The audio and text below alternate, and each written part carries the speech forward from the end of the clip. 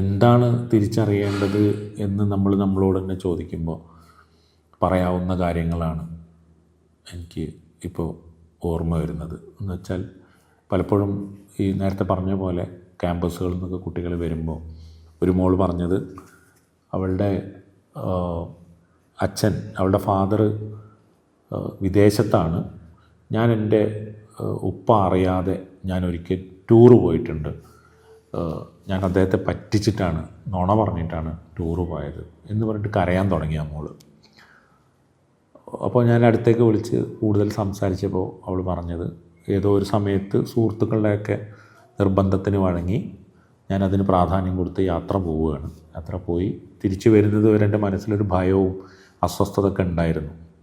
പക്ഷെ അപ്പോഴൊന്നും എനിക്കത് തിരുത്താൻ പറ്റിയിട്ടില്ല. പക്ഷേ ഞാനിന്ന് എൻ്റെ ഉപ്പയെ വിദേശത്തേക്ക് വിളിക്കണം. അവളുടെ ഫോണിൽ നിന്ന് അവൾ അപ്പം തന്നെ വിളിക്കുകയാണ്.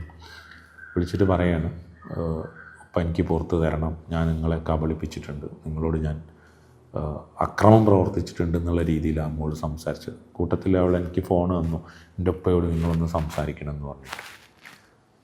ഞാൻ പറഞ്ഞു, നമ്മുടെ മക്കൾ എവിടെയൊക്കെയോ കൂടുതൽ വെളിച്ചം കണ്ടെത്താനുള്ള സാഹചര്യങ്ങൾ നമ്മുടെ മക്കൾക്ക് നമ്മൾ ഒരുക്കി കൊടുക്കേണ്ടതുണ്ട്. അതിനുള്ള സംവിധാനങ്ങൾ ഉണ്ടാവേണ്ടതുണ്ട്. തീർച്ചയായിട്ടും കരുതലും കരുണയുള്ള മനുഷ്യരെ വാർത്തെടുക്കാൻ നമുക്ക് സാധിക്കേണ്ടതുണ്ട്. രക്ഷിതാക്കൾ തന്നെയാണ് അതിനുള്ള സാഹചര്യം ഒരുക്കി കൊടുക്കേണ്ടത്. ഇത്തരത്തിലുള്ള കരുണയുള്ള ആർദ്രതയുള്ള പ്രവർത്തനങ്ങളിൽ നമ്മുടെ കുട്ടികളെ പങ്കാളികളാക്കാൻ വേണ്ടിയിട്ട് രക്ഷിതാക്കൾ ശ്രമിക്കുമ്പോൾ തീർച്ചയായിട്ടും അതിൻ്റെ ഫലം കാണും തന്നെയാണ് നമ്മൾ പ്രതീക്ഷിക്കുന്നത്.